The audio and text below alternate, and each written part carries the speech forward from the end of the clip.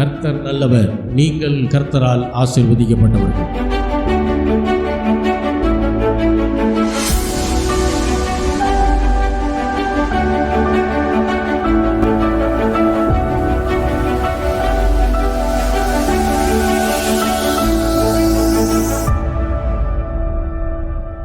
கர்த்தருடைய வார்த்தைக்கு நாம் திரும்புவோம். ரோமருக்கு எழுதின நிருபம் 10வது அதிகாரம் 14, 15, 16, 17 வசனங்களை வாசிக்கலாம். அவரை விசுவாசியாதவர்கள் எப்படி அவரை தொழுது கொள்வார்கள்? அவரை குறித்து கேள்விப்படாதவர்கள் எப்படி விசுவாசிப்பார்கள்? பிரசங்கிக்கிறவன் இல்லாவிட்டால் எப்படி கேள்விப்படுவார்கள்? அனுப்பப்படாவிட்டால் எப்படி பிரசங்கிப்பார்கள்? சமாதானத்தை கூறி நற்காரியங்களை சுவிசேஷமாய் அறிவிக்கிறவர்களுடைய பாதங்கள் எவ்வளவு அழகானவைகள் என்று எழுதியிருக்கிறதே. ஆனாலும் சுவிசேஷத்துக்கு எல்லாரும் கீழ்ப்படியவில்லை.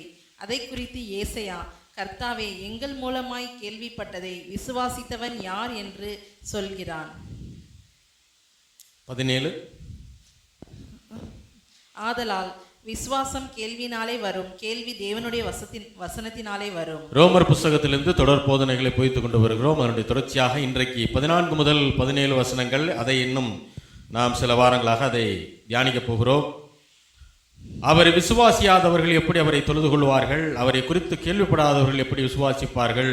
பிரசங்கிக்கிறவன் இல்லாவிட்டால் எப்படி கேள்விப்படுவார்கள்? அனுப்பப்படாவிட்டால் எப்படி பிரசங்கிப்பார்கள்?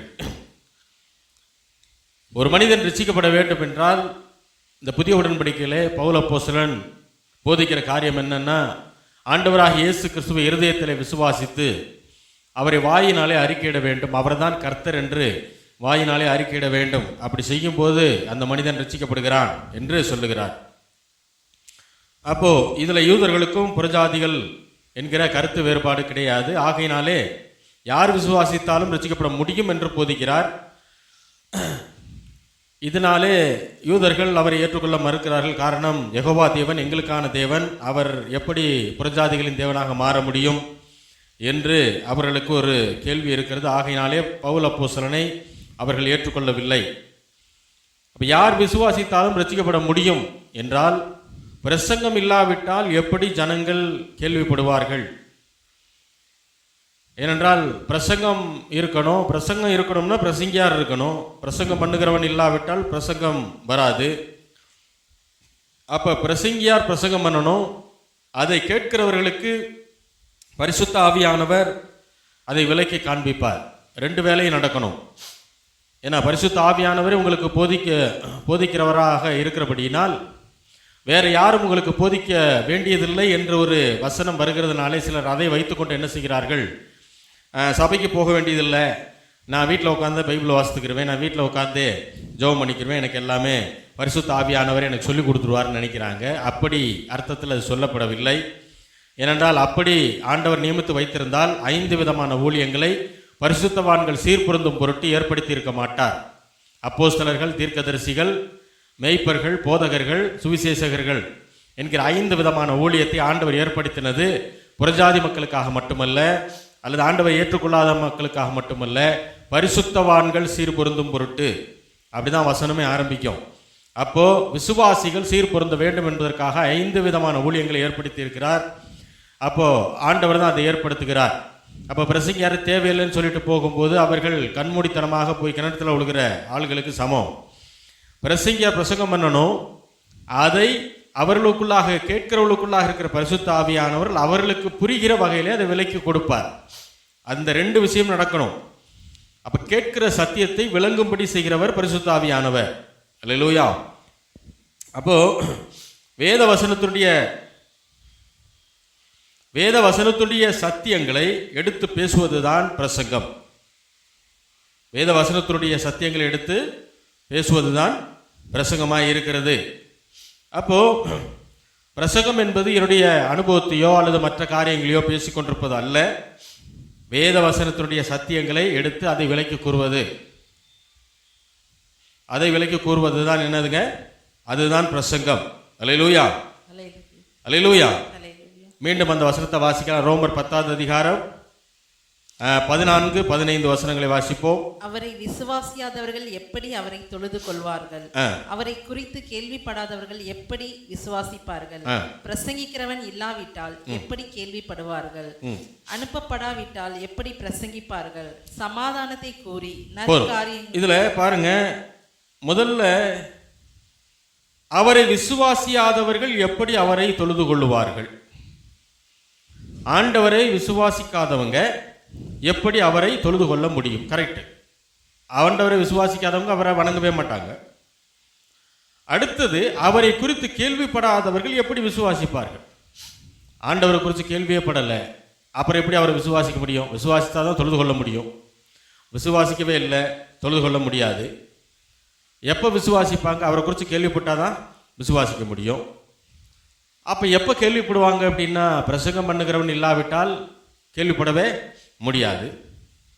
அடுத்து, பிரசங்கம் பண்ணுறவர் எப்போ இருப்பாருன்னா, அனுப்பப்படணும். ஆண்டவரால் தேர்ந்தெடுத்து அனுப்பப்பட்டால் மட்டும்தான் பிரசங்கம் பண்ணுறவர் இருப்பார். இல்லைன்னா அவர் என்ன செய்ய மாட்டார், அவர் இருக்க மாட்டார். அப்போ வேத வசனத்தினுடைய சத்தியங்களை எடுத்து அதை விலைக்கு கூறுவது தான் பிரசங்கமே தவிர, சொந்த அனுபவங்களை பேசிக்கொண்டே இருப்பது பிரசங்கம் கிடையாது. சிலர் என்ன நினைக்கிறாங்க, படிப்பு சரியாக வரலைன்னா, சரியாக கீழ்ப்படியலைன்னா ஊழியத்துக்கு அனுப்பிடலாம் அப்படின்னு நினைக்கிறாங்க. அது இருக்கிறதுலே மிகப்பெரிய தவறு. கர்த்தருக்கு கொடுப்பது என்பது, கர்த்தருக்கு என்று ஊழியத்திற்கு நம்ம கொடுக்குறோம் அப்படின்னா அது மிக சிறந்ததை நாம் கொடுக்க வேண்டும். அப்போ பிரசங்கியார் எப்படி இருக்க வேண்டும் என்பதை குறித்து தான் நாம் இன்றைக்கு பார்க்க போகிறோம். அப்போஸ்தலர் 8வது அதிகாரம் 1வது வசனம். அவனை கொலை செய்கிறதற்கு சவுலும் சம்மதித்திருந்தான். அக்காலத்திலே எருசலேமில் உள்ள சபைக்கு மிகுந்த துன்பம் உண்டாயிற்று. அப்போஸ்தலர் தவிர மற்ற யாவரும் யூதேயா சமாரியா தேசங்களில் சிதறப்பட்டு போனார்கள். அப்போஸ்தலர் தவிர மற்ற யாவரும் யூதேயா சமாரியா தேசங்களிலே என்ன செய்யப்பட்டார்கள்? அப்ப அப்போஸ்தலர்கள் எங்க தான் இருக்கிறாங்க? எருசலேமில் தான் இருக்கிறாங்க. ஆனால் அப்போஸ்தலர்கள் அல்லாத விசுவாசிகள் அவங்க எங்க போறாங்க? யூதேயா நாட்டுக்கு, சமாரியா நாட்டுக்கு என்ன செய்யிட்டாங்க? அவங்க போயிட்டாங்க. அடுத்து 4வது வசனம் 5வது வசனம் வாசிப்போம். சிதறி போன அந்த விசுவாசிகள் எங்கும் திரிந்து சுவிசேஷ வசனத்தை பிரசங்கித்தார்கள். 5வது வசனம். அப்பொழுது பிலிப் என்பவன் சமாரியாவில் உள்ள ஒரு பட்டணத்திற்கு போய் அங்கு உள்ளவர்களுக்கு கிறிஸ்துவை குறித்து பிரசங்கித்தான். பாருங்க, அப்போஸ்தலர்கள் எல்லாரும் எருசலேம்ல தங்கிடுறாங்க. ஆனால் அவர்கள் மூலியமாக கேள்விப்பட்ட விசுவாசிகள் சிதறி போகிறார்கள். போனவங்க சும்மா இல்லை, போன இடத்துல ஃபுல்லா என்ன செய்யறாங்க? சுவிசேஷ வசனத்தை பிரசங்கித்தார்கள். இதுல என்னன்னா, விசுவாசிகள் பிரசங்கம் பண்ணலாமா அப்படின்னா கண்டிப்பா பண்ணலாம். வெளியில போய் சுவிசேஷத்தை கண்டிப்பா அறிவிக்கணும். அதற்கான உதாரணங்கள் தான் இது. அதுல இதை சொல்லிட்டு, பிலிப்பு என்பவன் சமாரியாவில் உள்ள ஒரு பட்டணத்துக்கு போனான். அங்குள்ளவர்களுக்கு கிறிஸ்துவை குறித்து பிரசங்கித்தான். ஸ்பெசிஃபிக்கா ஒருத்தர் பேரை சொல்றாரு. பிலிப்பு என்பவன் சமாரியா பட்டணத்திற்கு போய் அங்குள்ளவர்களுக்கு கிறிஸ்துவை குறித்து அவன் பிரசங்கம் பண்ணினான் என்று இங்கே ஒரு மனிதனை குறித்து அவர் பேசுகிறார். அப்போ தொடர்ந்து வாசிக்கலாம். லூக்கா எழுதின சுவிசேஷம் 4வது அதிகாரம், லூக்கா 4:18-19. கர்த்தருடைய ஆவியானவர் என் மேல் இருக்கிறார். தரித்திரருக்கு சுவிசேஷத்தை பிரசங்கிக்கும்படி என்னை அபிஷேகம் பண்ணினார். இருதயம் நறுங்குண்டவர்களை குணமாக்கவும், சிறைப்பட்டவர்களுக்கு விடுதலையையும், குருடருக்கு பார்வையையும் பிரசித்தப்படுத்தவும், நொறுங்குண்டவர்களை விடுதலையாக்கவும், கர்த்தருடைய அனுக்கிரக வருஷத்தை பிரசித்தப்படுத்தவும் என்னை அனுப்பினார் என்று எழுதியிருக்கிற இடத்தை அவர் கண்டு. இப்ப ஆண்டவராகிய இயேசு கிறிஸ்து ஊழியத்தை ஆரம்பிப்பதற்கு முன்பாக அவர் இந்த ஏசாயாவில் சொல்லப்பட்ட இந்த வசனத்தை அவர் படிக்கிறார். தரித்திரருக்கு சுவிசேஷத்தை பிரசங்கிக்கும்படி என்னை அனுப்பினார் என்று சொல்கிறார். நம்ம அதை குறித்து நிறைய பார்த்துருக்குறோம். தரித்திரருக்கு சுவிசேஷம் அப்படின்னா நற்செய்தி, அதை பிரசங்கம் பண்ணணும்னு சொல்லியிருக்கிறாரு. அது மட்டுமல்ல, 19வது வசனத்தில் கர்த்தருடைய அனுக்கிரக வருஷத்தை பிரசித்திப்படுத்தவும் அப்படின்னா என்னன்னா, பிரசங்கம் பண்ணவும் என்னை அனுப்பினார். அப்போ பிரசங்கம் பண்ணணுன்றதுக்காக இயேசு கிறிஸ்துவை பிதாவாகிய தேவன் என்ன செய்தார்? அனுப்பினார். இங்க தேர்ந்தெடுத்து அனுப்புகிறார். அங்க அப்போஸ்தலர்களில் வாசிச்சோம், விசுவாசிகள் எல்லாம் சிதறி போனாங்க. சிதறி போனவங்க எல்லாரும் சுவிசேஷத்தை அறிவிச்சாங்க. அது ஒரு விதமான அழைப்பு. ஆனால் பிரசங்க பிலிப்புன்னு ஒருத்தர் பேரை குறிப்பிட்டு சொல்லும்போது தேவன் பிலிப்புவை தேர்ந்தெடுக்கிறார். அங்கிருந்த விசுவாசிகளாக தேர்ந்தெடுத்திருந்தாரே தவிர அவர்களை பிரசங்கம் பண்ணுகிறவர்களாக தேவன் தேர்ந்தெடுக்கவில்லை. ஆனாலும் அவர்கள் வெளியில போய் என்ன செய்யறாங்க? சுவிசேஷத்தை பிரசங்கிக்கிறாங்க. அதை தேவன் அனுமதிக்கிறார். ஆனால் அப்போஸ்தலர்களும் தேர்ந்தெடுக்கப்பட்ட குருமார்களும் இருக்கிற இடத்துல விசுவாசிகள் பிரசங்கம் பண்ணல. ஏனென்றால் ஆண்டவர் 2 விதமா அந்த ஊழியத்தை செய்ய வைக்கிறார். சுவிசேஷ ஊழியத்தை வெளியில போய், அதான் சொல்லுவோம், பகுதி நேர ஊழியத்தை யாரும் செய்யலாம். முழு நேர ஊழியத்தை தேவனால் தேர்ந்தெடுக்கப்பட்ட அழைப்பு பெற்ற மக்கள் தான் என்ன செய்யணும்? அதை செய்ய வேண்டும். அதை தான் இங்கே ஆண்டவர் காட்டுறாரு. விசுவாசிகள் எல்லாம் சமாரியா பட்டணத்துக்கு போய் சுவிசேஷத்தை அறிவிக்கிறாங்க. அதுக்கப்புறம் ஸ்பெசிஃபிக்கா பிலிப்பு என்ன பண்றாரு? அவரு போய் என்ன செய்யறாரு? கிறிஸ்துவை குறித்து பிரசங்க. ஏன் பிலிப்புன்ற பேர் வருது? பிலிப்போய் தேவன் தேர்ந்தெடுத்திருக்கிறார். ரோமர் 1 அதிகாரம் 1 ரோமர் 1:1. இயேசு கிறிஸ்துவின் ஊழியக்காரனும் அப்போஸ்தலன் ஆகும்படி அழைக்கப்பட்டவனும் தேவனுடைய சுவிசேஷத்திற்காக பிரித்தெடுக்கப்பட்டவனும் ஆகிய பவுல் தன்னை குறித்து சொல்லும்போது சொல்றாரு, இயேசு கிறிஸ்துவின் ஊழியக்காரன். முதலாவது நான் யாரு? இயேசு கிறிஸ்துவனுடைய ஊழியக்காரன். இரண்டாவது அப்போஸ்தலன் ஆகும்படி அழைக்கப்பட்டவன். மூன்றாவது தேவனுடைய சுவிசேஷத்திற்காக பிரித்தெடுக்கப்பட்டவனுமாகிய பவுல். அநேகர் சொல்றாங்க, நான் மக்களுடைய ஊழியக்காரன், ஜனங்களுடைய ஊழியக்காரன். கிடையாது. நாம் ஒரு ஊழியக்காரர் என்றால் அவர் யாருடைய ஊழியக்காரர்? அவர் தேவனுடைய ஊழியக்காரர். தேவனுடைய வேலையை செய்ய வந்தவர். யார்கிட்ட? மக்கள் கிட்ட செய்ய வந்தவர், ஜனங்க கிட்ட செய்ய வந்தவர். ஜனங்க கிட்ட அவர் ஊழியம் செய்யறதுனால அவர் ஜனங்களுடைய ஊழியக்காரன் அல்ல. நிறைய பேர் இதை தவறா புரிஞ்சுக்கிறாங்க. தவறா புரிஞ்சுக்கிட்டு ஊழியர்களே நிறைய பேர் இப்படி தான் பேசுறாங்க. நான் மக்களுடைய ஊழியக்காரன், மக்களுக்காக நான் இருக்கிறேன், மக்களுக்கிட்ட போய் தான் ஊழியம் செய்யணும். ஆனால் நாம் யாருடைய ஊழியக்காரர்? நாம தேவனுடைய ஊழியக்காரர். அதுதான் இங்கே சொல்றாரு, நான் இயேசு கிறிஸ்துவினுடைய ஊழியக்காரன். இரண்டாவது அப்போஸ்தலன் ஆகும்படி அழைக்கப்பட்டவன். மூன்றாவது தேவனுடைய சுவிசேஷத்திற்காக நான் என்ன செய்யப்பட்டிருக்கிறேன். அப்போ பவுலுடைய அழைப்பு எப்படிப்பட்ட அழைப்பு அப்படின்னா, அது ஒரு அப்போஸ்தல அழைப்பு. அவர் அழைக்கப்பட்டவர் மட்டுமல்ல, பிரித்தெடுக்கப்பட்டவர். ஆனால் அங்கிருந்த விசுவாசிகளை தேவன் விசுவாசிகளாக அவர் சபையிலே வைத்திருந்தாரே தவிர அவர்களை பிரசங்கம் பண்ணும்படி பிரித்தெடுக்கவில்லை தேவன். அப்ப ஊழியர்கள் தேவனால் பிரித்தெடுக்கப்பட்டவர்களாக இருக்கணும்.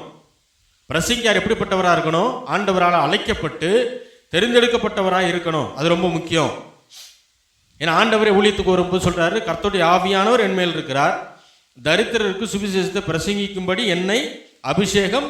அப்ப நான் பிரசங்கம் பண்ணணும்னு தேவன் என்னை என்ன செஞ்சிருக்காரு?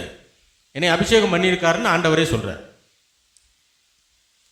பவுல் இங்க என்ன சொல்றாரு? நான் இயேசு கிறிஸ்துவின் ஊழியக்காரன், அப்போஸ்தலன் ஆகும்படி அழைக்கப்பட்டவன், தேவனுடைய சுவிசேஷத்திற்காக நான் பிரித்தெடுக்கப்பட்டவன், நான் அழைக்கப்பட்டிருக்கிறேன், பிரித்தெடுக்கப்பட்டிருக்கிறேன் அப்படின்னு சொல்றாரு. கலாத்தியர் 1 அதிகாரம் 15 கலாத்தியர் 1:15. அப்படி இருந்தும் நான் என் தாயின் வயிற்றில் இருந்த முதல் என்னை பிரித்தெடுத்து தம்முடைய கிருபையினால் அழைத்த தேவன். திரும்பவும் கலாத்தியருக்கு எழுதுற நிருபத்திலையும் சொல்றாரு பாருங்க, நான் என் தாயின் வயிற்றில் இருந்தது முதல் என்னை பிரித்தெடுத்தார். அப்ப ஆண்டவராலே பரிசுத்த பவுல் அவர்கள் தாயின் வயிற்றில் இருக்கும் போது பிரித்தெடுக்கப்பட்டிருக்கிறார். அவருடைய கிருபையினாலே இவர் ஊழியத்துக்கு அழைத்திருக்கிறார். ஏன்னா பவுல் அப்போஸ்தலன் 12 அப்போஸ்தலர்கள் ஒருவர் கிடையாது. ஆகையினாலே யூதர்கள் அவரை ஏற்றுக்கொள்ள மாட்டார்கள். ஆனால் தேவன் அவரை அப்போஸ்தலனாகும்படி தான் அழைத்திருக்கிறார். அவர் தாயின் வயிற்றில் இருந்தது முதல் அவரை பிரித்தெடுத்திருக்கிறார். இதை பவுலே சொல்றாரு. என்ன சொல்றாரு? நான் அந்த ஊழியத்துக்கு வரலங்க, தேவன் தான் நீ அழைச்சாரு அப்படிங்கிறார். தேவன் அழைச்சதுனால தான் என்ன செஞ்சேன், நான் வந்தேன். அப்போ ஒரு பிரசங்கியார் தேவனால் அழைக்கப்பட்டிருக்கணும். அது ரொம்ப முக்கியம். அழைப்பு இல்லாமல் யாரும் முழு நேர ஊழியத்திற்கு என்ன செய்யக்கூடாது? வந்து உட்காரக்கூடாது. உட்கார்ந்த நிறைய ஃபெயிலியர்ஸ் தான் என்ன செய்யும், அதில் நடக்கும். அல்லேலூயா. அப்போஸ்தலர் 26வது அதிகாரம் 16 முதல் 18 வசனங்களை வாசிக்கலாம். அப்போஸ்தலர் 26. இப்பொழுது நீ எழுந்து காலூன்றி நில். நீ கண்டவைகளை எல்லாம் நான் உனக்கு தரிசனமாகி காண்பிக்க போறவைகளையும் குறித்து உன்னை ஊழியக்காரனாகவும் சாட்சியாகவும் ஏற்படுத்துகிறதற்காக உனக்கு தரிசனமானேன். உன் சுய ஜனத்தாரிடத்தினின்றும் அந்நிய ஜனத்தாரிடத்திலிருந்தும் உன்னை விடுதலையாக்கி அவர்கள் என்னை பற்றும் விசுவாசத்தினாலே பாவ மன்னிப்பையும் பரிசுத்தமாக்கப்பட்டவர்களுக்குரிய சுதந்திரத்தையும் பெற்றுக்கொள்ளும்படியாக அவர்கள் இருளை விட்டு ஒளியின் இடத்திற்கு சாத்தானுடைய அதிகாரத்தை விட்டு தேவனிடத்திற்கும் திரும்பும்படிக்கு நீ அவர்களுடைய கண்களை திறக்கும் பொருட்டு இப்பொழுது உன்னை அவர்களிடத்திற்கு அனுப்புகிறேன் என்றார். 18வது வசனத்தை சொல்றாரு பாருங்க. இப்பொழுது உன்னை அவர்களிடத்திற்கு, உன்னை என்ன செய்கிறேன், அவர்களிடத்திற்கு அனுப்புகிறேன் என்றார். அப்போ தேவனால் அனுப்பப்பட்டவர் இவர். ஏன்னா உன்னை ஊழியக்காரனாகவும் சாட்சியாகவும் ஏற்படுத்துறதுக்காக உனக்கு தரிசனமானேன் அப்படின்னு சொல்லிட்டு உன்னை என்ன செய்கிறேன், அவங்களிடத்துல 18வது வசனம் சொல்றாரு, இப்பொழுது உன்னை அவர்களிடத்திற்கு அனுப்புகிறேன் என்றார். அப்போ ஆண்டவராலே அனுப்பப்பட்ட மனிதன். அப்போ ஊழியம் என்பது ஆண்டவரால பிரித்தெடுக்கப்பட்டு அழைக்கப்பட்டு அனுப்பப்படணும். இது ரொம்ப முக்கியம். இது இல்லாமல் நானும் ஊழியம் செய்கிறேன்னு சொல்லிட்டு எல்லாரும் செய்யக்கூடாது.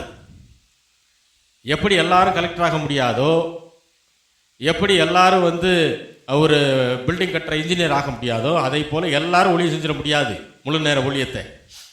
அதற்கு தேவனால் தேர்ந்தெடுக்கப்பட்டு அழைக்கப்பட்டு பிரித்தெடுக்கப்பட்டு அனுப்பப்பட வேண்டும். அது ரொம்ப முக்கியம்.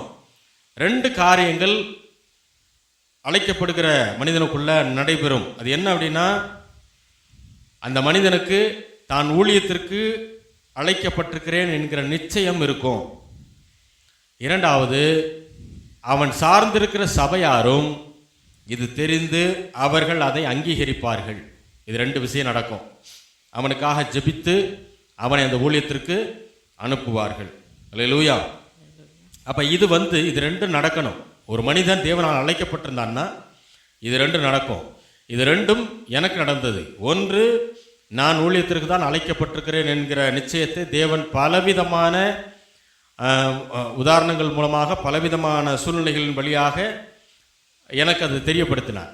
2வது, நான் சென்ற அந்த சபையில் நாங்கள் ஊழியத்திற்கு ஒப்பு கொடுத்துருக்கிறோம், அது இங்கே திண்டுக்கலுக்கு தான் வரப்போகிறோன்றதை நாங்கள் சொன்னதுக்கப்புறம் எங்களை நாங்கள் எந்த கடைசி நாங்கள் அட்டன் பண்ண அந்த வாரத்தில் எங்கள் 2 பேர்த்தையும் முன்னாடி நிற்க வச்சு சபை முழுவதும் எங்களை அபிஷேகம் பண்ணி எங்களுக்காக ஜெபித்து அந்த ஊழியக்காரர் எங்களை என்ன செய்தார், இந்த ஊழியத்திற்கு எங்களை அனுப்பினார்.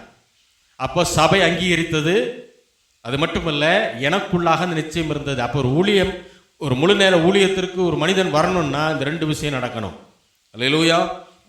அப்போஸ்தலர் 13வது அதிகாரம் 1-2 வசனங்களை வாசிக்கலாம். அந்தியோகியா பட்டணத்தில் உள்ள சபையிலே பர்னபாவும் நீகர் எனப்பட்ட சிமியோனும் சிரணி ஊரனாகிய லூகியும் கார்பங்கு தேசாதிபதியாகிய ஏரோதனும் கூட வளர்க்கப்பட்ட மனாய்சனும் சவுலும் தீர்க்கதரிசிகளாயும் போதகர்களாயும் இருந்தார்கள். அவர்கள் கர்த்தருக்கு ஆராதனை செய்து உபவாசித்து கொண்டிருக்கிற போது பர்னபாவும் சவுலையும், நான் அழைத்த ஊழியத்துக்காக அவர்களை பிரித்து விடுங்கள் என்று பரிசுத்த ஆவியானவர் திருவுலகம் பற்றினார். அப்பொழுது அந்தியோகா பட்டணத்தில் உள்ள சபையில பர்னபா, சிமியோன், லூகி, ஏரோது கூட வளர்க்கப்பட்ட மனாயின், சவுல், இவங்க எல்லாரும் என்னவா இருந்தாங்க, தீர்க்கதரிசிகளாகவும் போதகர்களாகவும் இருந்தார்கள். எங்க அந்தியோகியா பட்டணத்தில் இருக்க சபையில இவர்கள் கர்த்தருக்கு ஆராதனை செய்து உபவாசித்துக் கொண்டிருக்கிற போது பர்னபாவையும் சவுலையும், அதாவது பின்னாளிலே பவுலாக மாறினார், சவுலையும் நான் அழைத்த ஊழியத்திற்காக அவர்களை பிரித்து விடுங்கள் என்று பரிசுத்த ஆவியானவர் என்ன செய்தார், திருவுளம் பற்றினார். ஏற்கனவே அவர்கள் அந்த சபையிலே தீர்க்கதரிசிகளாகவும் போதகர்களாகவும் இருக்கிறாங்க. மொத்தம் 5 பேர்கிட்ட இருக்கிறாங்க. இருக்கும்போது ஆண்டவர் சொல்றாரு, அவர்கள் ஆராதனை செய்யும்போது சொல்றாரு, பர்னபாவையும் சவுலையும் என்ன செஞ்சிரு, நான் அழைத்த ஊழியத்திற்காக அவர்களை பிரித்து விடுங்கள். அப்போ அவங்க என்ன செஞ்சாங்க? 3வது வசனம், அப்பொழுது உபவாசித்து ஜெபம் பண்ணி அவர்கள் மேல் கைகளை வைத்து அவர்களை அனுப்பினார்கள். அப்போ 2 விஷயம் நடந்துச்சு. ஒன்று, அவர்கள் ஏற்கனவே ஊழியத்திற்கு அழைக்கப்பட்டவர்கள் என்கிற நிச்சயம் இருந்ததுனால தான் சபையிலே அவர்கள் தீர்க்கதரிசிகளாகவும் போதவர்களாகவும் இருந்தாங்க. 2வது, இந்த அழைப்பை சபை தெரிந்து கொண்டவுடன் ஒட்டுமொத்த சபை என்ன செய்து அவர்கள் மேல் கைகளை வைத்து அவர்களை அனுப்பினார்கள். அப்போ முழு நேர ஊழியத்துக்கு வரக்கூடிய மனுஷன் இந்த மாதிரி வரும்போது தான் அது தேவனுடைய அழைப்பு பெற்ற மனிதனாக அவன் எண்ணப்படுவான். அது மட்டும் இல்லை, ஊழியத்தை என்ன பிரச்சனை வந்தாலும் ஊழியத்தை விட்டு என்ன செய்ய மாட்டாங்க, போகணும்னு எண்ணம்லாம் வரலாம், ஆனால் ஒரு நாள் என்ன செய்ய மாட்டான், போக மாட்டான். என்னை அழைத்தவர் யார்? நல்ல தேவன். அல்லேலூயா. அவர் நடத்துவார், கடைசி வரைக்கும் அவர் நடத்துவார் என்கிற நிச்சயம் என்கிற விசுவாசம் அவங்களுக்குள்ள இருக்கும். இப்போ நிறைய பேர் சபையில் இருக்கிறாங்க, தீர்க்கதரிசிகளாகவும் போதவர்களாகவும். ஆனால் தேவன் அவர்களிலிருந்து இந்த 2 பேரை, பர்னபாவையும் பவுலையும் என்ன செய்கிறார்? பிரித்தெடுத்தார். 1 தீமோத்தேயு 1வது அதிகாரம் 18வது வசனத்தை வாசிக்கலாம். 1 தீமோத்தேயு 1வது அதிகாரம் 18வது வசனம். குமாரனாகிய தீமோத்தேயுவே, உன்னை குறித்து முன் உண்டான தீர்க்க தரிசனின்படி. போதும். குமாரனாகிய தீமோத்தேயு. இந்த தீமோத்தேயு யாருன்னா பவுலுடைய அசிஸ்டன்ட் பாஸ்டர், ஏறக்குறைய அவருக்கு மகன் வயசு. அதனால சொல்றாரு, குமாரனாகிய தீமோத்தேயுவே, உன்னை குறித்து முன் உண்டான தீர்க்க தரிசனங்களின்படி. தீமோத்தேயுவே, உன்னை குறித்து ஏற்கனவே தீர்க்க தரிசனம் வெளிப்பட்டிருக்கிறது. ஏற்கனவே உன்னை குறித்து ஆண்டவர் சொல்லிட்டாரு. ஏற்கனவே தீமோத்தேயுவை பற்றின அழைப்பின் தீர்க்க தரிசனம் சொல்லப்பட்டிருக்கிறது. அதன்படி என்ன செய்ய? நல்ல போராட்டத்தை போராடு. எது நல்ல போராட்டம்? ஆண்டவருக்காக யுத்தத்தில் நிற்கிறது தான் நல்ல போராட்டம். இந்த கட்டளை உனக்கு ஒப்புவிக்கிறேன், நீ விசுவாசமும் நல்மனச்சாட்சியும் உடையவனாயிரு. இப்போ தேவனால் அழைக்கப்பட்டு தெரிந்தெடுக்கப்பட்டவர் இந்த தீமோத்தேயு. அதனால தான் ஏற்கனவே தீர்க்கதரிசன வார்த்தைகள் பவுலுக்கு வந்திருக்குது. அதை தான் இங்கே கோட் பண்ணி அவர் சொல்கிறாரு. இப்போ தீமோத்தேயும் ஆண்டவர் எப்படி தான் இருக்கிறாரு? பேர் சொல்லி தனிப்பட்ட ஊழியத்திற்கென்று அழைக்கிறார். அப்போ பிரசங்கிக்கிற பிரசங்கியார் தேவனால் தெரிந்து கொள்ளப்பட்டவர்களாக இருக்க வேண்டும், தேவனால் அனுப்பப்பட்டவர்களாக இருக்க வேண்டும். தாயின் வயிற்றில் இருக்கும் போதே தேவனால் பிரித்தெடுக்கப்பட்ட மனிதனாக இருக்க வேண்டும். ஏன்னா ஊழியம் என்பது தேவனுடைய திட்டம், தேவனுடைய விருப்பம். அது சும்மா லேசான காரியம் கிடையாது. தடி எடுத்தவெல்லாம் தண்டல்காரன்ற மாதிரி நினைச்சவன் பூரா ஊழியக்காரன் சொல்லிட்டு இருக்கிறது இல்லை. அது கிடையாது ஊழியம். தேவனால் அழைக்கப்பட்டு, தேவனால் தெரிந்தெடுக்கப்பட்டு, தேவனால் ஊழியத்திற்கென்று அபிஷேகம் பண்ணப்பட்டு அனுப்பப்பட வேண்டும். அவர்கள்தான் தேவனுடைய ஊழியத்தை உண்மையாகவும் உத்தமமாகவும் செய்ய முடியும். இதை லேசாக நினச்சிடக்கூடாது. ஏன்னா நாங்கள் வளர்ந்து வர்ற காலத்துலலாம் நிறைய பேர் என்ன நினைப்பாங்கன்னா, வீட்டில் உதவாக்கிற பிள்ளை இருந்தால் அதை ஊழியத்துக்குன்னு ஒப்பு கொடுப்பாங்க. வீட்டில் கீழ்ப்படியாத பிள்ளை இருந்தால் அதுதான் எங்கே போகும், அதுதான் ஊழியத்துக்குன்னு ஒப்பு கொடுத்துருக்கேன்னு வந்து பாஸ்டர்கிட்ட ஜோம் பண்ணுவாங்க. ஏன்னா ஊழியத்துக்கு போனால் சரியாயிருமா. அப்போது ஆண்டவருக்கு கொடுப்பது என்றைக்குமே குறை உள்ளதை கொண்டு வர என்ன செய்யக்கூடாது, கொடுக்கக்கூடாது. அது தேவனை கனவீனப்படுத்துகிற ஒரு காரியம். ஆண்டவரை கனப்படுத்தணும், அது ரொம்ப முக்கியம். ஆகையினால தான் சொல்கிறோம், ஆண்டவருக்கு கொடுப்பது எப்பொழுதுமே சிறந்ததை நாம் கொடுக்க வேண்டும். அப்போ ஊழியம் என்பது தேவனுடைய சித்தமாக இருக்கிறபடினால அதை மிகவும் கனமாக எண்ண வேண்டும். அது விசுவாசிகளும் சரி, ஊழியக்காரங்களும் சரி. பிரசங்கிக்கிற எல்லாரும் ஊழியக்காரவங்களா அப்படின்னா இல்லை. அது தேவனால் நியமிக்கப்படுகிற ஒரு மேன்மையான காரியமாய் இருக்கிறது. ஆகையினால தான் பிரசங்கியார் என்று சொன்னால் சும்மா பேசுகிறவனெல்லாம் பிரசங்கியார்னு நினச்சிட்டு இருக்கக்கூடாது. வர்றவங்கெல்லாம் பாஸ்டர் நினச்சி வீட்டுக்குள்ளே கதவை திறந்து விட்டுட்டு இருக்கிறது இல்லை. அது மட்டும் இல்லை, யாரோ ஒருத்தர் தலையில் கை வச்சு ஜோம் பண்ணி ஊழியத்துக்கு வான்னு சொல்லி கூப்பிட்றதுனால போயிடக்கூடாது. அதுவும் தவறு. நான் என்ன கேட்குறேன், அவருக்கு பேசுகிற ஆண்டவர் ஊழியத்துக்கு அழைச்சாரே, அந்த பையன்கிட்ட பேச மாட்டாரா? அந்த மனிதன்கிட்ட பேச மாட்டாரா? அதனால் யாரோ 4 பெரிய ஊழியக்கார் வந்தார், தலையில் கை வச்சார், ஜோம் பண்ணார், உன்னை ஆண்டவர் ஊழியத்துக்கு வச்சுருக்காருன்னு சொன்னார்னா அதை ஒரு மைண்டில் வச்சுக்கலாமே தவிர அதை மட்டுமே அடிப்படையாக வச்சு என்ன செய்யக்கூடாது, ஊழியத்துக்குள்ளே வந்துடக்கூடாது. ஏன்னா அழைப்பின் நிச்சயம் முதல்ல அந்த மனிதனுக்குள்ளே இருக்கணும். அவரிடம் பேசின ஊழியக்காரர் தேவன் கண்டிப்பாக இந்த மனுஷன்ட்டையும் பேச முடியும். ஆண்டவருக்கு கூடாத காரியம் ஒன்றுமே கிடையாது. ஆண்டவர் பேசி அழைப்பு நிச்சயத்தை பெற்று கொண்டதுக்கு அப்புறம் தான் ஒரு பிரசங்கியார் என்ன செய்ய வேண்டும், ஊழியத்துக்குள்ளே வரணும். அல்லேலூயா. அப்போது யாரோ வந்து ஜோம் பண்ணி கூப்பிட்டதுனால போயிடக்கூடாது. நமக்கு ஊழியத்தில் இன்ட்ரெஸ்ட் இருக்கலாம், எல்லா ஊழியத்தையும் செய்யணுன்ற நம்ம வாஞ்சை இருக்கலாம், அது தவறு கிடையாது. ஆனால் தேவன் நம்மை முழு நேர ஊழியத்திற்கு அழைத்திருக்கிறாரா, அல்லது பகுதி நேரமாய் சபையிலேருந்து நம்ம ஊழியம் செய்யணுமா, அல்லது வெளியில் போய் கிராமமாக சுவிசேஷ ஊழியம் செய்யணுமா அப்படிங்கிற அந்த ஒரு காரியத்தை தேவனிடத்திலேருந்து என்ன செய்யணும், அந்த திட்டத்தை நாம் தெரிந்து கொள்ள வேண்டும். அதை பரிசுத்த ஆவியானவர் நமக்கே உணர்த்துவார். ஏன் தேவனால் தெரிந்து கொள்ளப்பட வேண்டும் ஊழியத்துக்கு? பாருங்கள், ஒவ்வொரு வேலைக்கும் கவர்மெண்ட்டில் ஒரு வேலைக்கு போகணும் அப்படின்னா அதற்கு சில தகுதிகள் உண்டு. அந்த தகுதிகளின்படி நாம் இருந்தால் தான் உள்ளே போய் எக்ஸாமே எழுத முடியும். ஒரு குறிப்பிட்ட அளவு கல்வி தகுதி இருக்கணும், ஏஜ் வந்து ஒரு குறிப்பிட்ட அளவு இருக்கணும். இப்படி பல தகுதிகள் வச்சுருக்கிறாங்க பாருங்கள். அதுக்கெல்லாம் நாம் ஒத்து வந்தால் தான் அடுத்து நாம் போய் எக்ஸாம் எழுத முடியும்.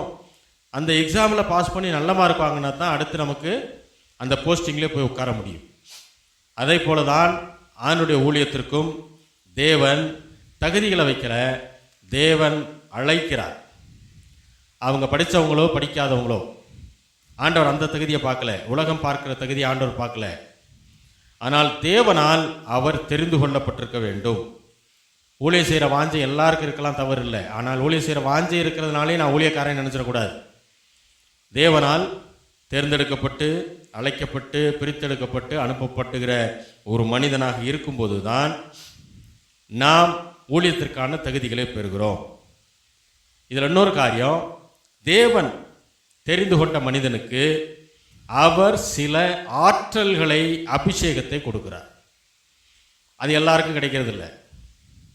ஆண்டவர் யாரை தேர்ந்தெடுக்கிறாரோ ஊழியத்திற்கென்று அவர்களுக்கு அந்த ஊழியத்தை நிறைவேற்றுவதற்கு ஏற்ற அபிஷேகத்தை, ஏற்ற ஆற்றலை தேவன் கொடுக்கிறார்.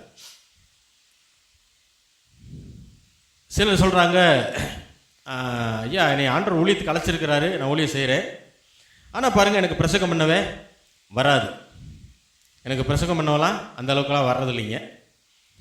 ஆகையினால நான் என்ன பண்ணிடுவேன், மற்றவர்களுக்கு வாய்ப்பு கொடுத்து ஒவ்வொருத்தரையும் ஒவ்வொரு வாரம் நான் பேச வச்சுருவேன். ஆனால் நான் தான் ஊழியத்தில் பாஸ்டராக இருக்கேன். வசனம் தெளிவாக சொல்லுது, போதக சமர்த்தனாய் இருக்க வேண்டும். அப்போ ஊழியக்காரனுடைய வேலையை வாய் வச்சு தான். எனக்கு வாயே நான் பேச மாட்டேன், ஆண்டவருடைய வார்த்தையை எனக்கு பேசலாம் வராது, ஆனால் நான் ஊழியக்காரன்னு சொல்கிறது வந்து முதல்ல முற்றிலும் தவறுது. போதக சமர்த்தனாக இருக்க வேண்டும் என்று ஆண்டவர் விரும்புகிறார். அப்போது ஒரு ஆளுக்கு வந்து அதுக்கு முன்னாடி பேசுகிறதுக்கே தெரியாமல் இருக்கலாம். ஆனால் அவர் தேவனால் அழைக்கப்பட்டு ஊழியத்திற்கென்று தெரிந்திருக்கப்பட்ட ஒரு மனிதனாக இருந்தால் ஆண்டவர் என்ன செய்கிறாரு, அவர்களுக்கு பேசுவதற்கான அந்த ஆற்றலை அபிஷேகத்தை கொடுக்கிறார்.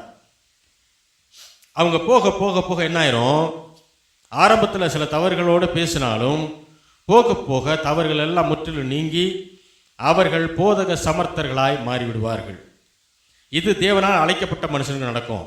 தேவனால் அழைக்கப்படாத மனுஷன் சும்மா எனக்கு வாஞ்ச இருக்குது, நான் வெளியில் போய் வேலை செய்கிறதுக்கு என்னால் முடியாது அப்படின்னு சொல்லி சோம்பேறித்தனப்பட்டுக்கிட்டு ஊழியத்தை செய்வோம் அப்படின்னு வந்த ஆளுக்கு எத்தனை வருஷம் ஆனாலும் அந்த போதக சமர்த்தனம் ஆகவே முடியாது. ஏன்னா இது அத்தனை வசனம் தெளிவாக. இதுக்கு படிச்சிருக்கணும் படிக்காமல் இருக்கணுன்றதெல்லாம் கிடையாதுங்க. படிச்சிருக்கலாம் படிக்காமல் இருக்கலாம். ஆண்டவரால் அழைக்கப்பட்டிருந்தா தேவன் அந்த ஆற்றலை தருவார். ஆண்டவரால் அழைக்கப்படாமல் இவங்களுடைய வாஞ்சையில் வந்தாங்கன்னா அந்த ஆற்றல் அவர்களுக்கு இருக்காது. அவங்க என்ன செய்வாங்க, ஊழியம்னா வேற ஏதோ நினச்சிக்கிட்டு பண்ணிகிட்டே இருப்பாங்க. ஆண்டவர் எத்தனை வீட்டுக்கு போனார் வீடு சந்திக்க? அவர் ஊழியம் செய்கிற காலத்தில் அவரை தேடி தான் எல்லாரும் வந்தாங்க. அவர் எங்கே இருக்காரோ அங்கே தான் எல்லாரும் வந்தாங்க. யாராவது வியாதிப்பட்டிருந்தால் தான் என்ன செய்வார், வீட்டுக்கு போவார். யாராவது சாப்பிட கூப்பிட்டா என்ன செய்வார், வீட்டுக்கு போவார். மற்றபடி யார் வீட்டுக்கும் போய் என்ன செய்யறதில்ல, நுழைஞ்சு நல்லா இருக்கீங்களா எப்படி இருக்கீங்கன்னா விசாரிக்கிறதுலாம் அவர் விசாரிக்கிறவர் தான். ஆனால் வீடு வீடாக போய் விசாரிக்கிறவர் அல்ல. அவர் எங்கே இருந்தாரோ அங்கே தான் ஜனங்க வந்தாங்க. அவருடைய வசனங்களை கேட்கறதுக்காக வந்தாங்க. அவர்களுக்கு வசனத்தை தான் ஆண்டவர் கொடுத்தார். யாரும் என்ன செய்யலை, ஆறுதலாக 4 வார்த்தை பேசி அனுப்புவோம்னு அனுப்பலைங்க. ஆனால் இன்றைக்கு அநேகர் ஊழியத்தை எப்படி செய்கிறாங்கன்னா, வீடு வீடாக போய் சந்திக்கிறோம்ன்ற பேரில் வீடு வீடாக போய் சந்தித்து அவங்களுக்கு 4 ஆறுதலாக 4 வார்த்தை பேசிட்டு வந்துட்டோம்னா அதுதான் ஊழியம்னு நினைக்கிறாங்க. அதனால தான் நிறைய ஃபெயிலியர்ஸை பார்க்க முடியுது. எந்நேரமும் மனசு ஒரு பதட்டத்திலே இருக்கும். எப்போ எந்த விசுவாசி எந்த ஊழியக்காரன் குத்திட்டு போவானவன் மனசு பூரா பதட்டம். ஏன்னா 2 வாரம் இவங்க போலன்னே உங்களுக்கு என்ன ஆயிடுது, மனசு பதட்டமாயிருது. இப்போ இந்த விசுவாசி வருவாங்களா, அவங்க வருவாங்களா, அல்லது வேறு ஏதாவது ஊழியக்காரர் போய் சந்திச்சிருப்பாரா அப்படின்லாம் பதட்டம் வருது. ஏன்னா இது ஆண்டவர் சொல்லாத, ஆண்டவர் செஞ்சு காட்டாத ஒரு மெத்தடு. இவர்களா எதையாவது ஒன்றை கிளப்பிக்கிட்டுன்னு செய்கிறது போகிறது. அது கிடையாதுங்க. தேவன் எப்படி ஊழியத்தை செய்தாரோ அது போல செய்யணும். வசனம் இருக்கிற இடத்துல ஜனங்கள் வசனத்தை விட்டு என்ன செய்ய மாட்டாங்க, பிரிந்து போக மாட்டாங்க. 1 2 உருப்படாது இருக்கும், அது எல்லா சபையிலும் இருக்கும். அதுக்கு என்ன பண்ணாலும் பிடிக்காது, அது பாட்டுக்கு கிளம்பி போயிட்டே இருக்கும், அதை விட்டுருவோம். ஆனால் வசனம் ஆழமாக பிரசங்கிக்கப்படுகிற இடத்துல ஜனங்கள் என்ன செய்ய மாட்டாங்க, அதை விட்டு போகவே மாட்டாங்க. எத்தனை ஊழியக்காரர் வந்து சந்தித்தாலும் சரி, எத்தனை ஊழியக்காரர் நீங்கள் எங்கள் சர்ச்சுக்கு வாங்க, நாங்கள் சாப்பாடு போடுறோம், நாங்கள் வாரம் வர்றவங்களுக்கு எல்லாத்துக்கும் நாங்கள் 100 ரூபா கொடுக்குறோம், போக்குவரத்து செலவு அப்படின்னு என்ன சொன்னாலும் வசனத்தின் அடிப்படையில் வந்த ஜனங்களை என்ன செய்ய முடியாது, யாரும் எங்கேயும் கூட்டிகிட்டு போகவே முடியாது. ஏன்னா ஆண்டவருக்கு அப்படி தான் நடந்துச்சு. அதை போல தான் நமக்கும் நித்திய ஜீவனுள்ள வசனங்கள் உம்மிடத்தில் உண்டே ஆண்டவரேன்னு சொன்ன பேதுரு முதல் பிரசங்கத்தில் 5000 பேர் 3000 பேர் என்ன செய்கிறாரு, ரட்சிப்புகள் நடத்துகிறார். ஆண்டவர் பிரசங்கத்தில் கூட அத்தனை பேர் ரட்சிக்கப்பட்டிருப்பாங்களான்றது நமக்கு தெரியல. எல்லாம் கேட்டாங்க, சுகத்தை பெற்று கொண்டாங்க, சாப்பாடு சாப்பிட்டாங்க, போயிட்டாங்க.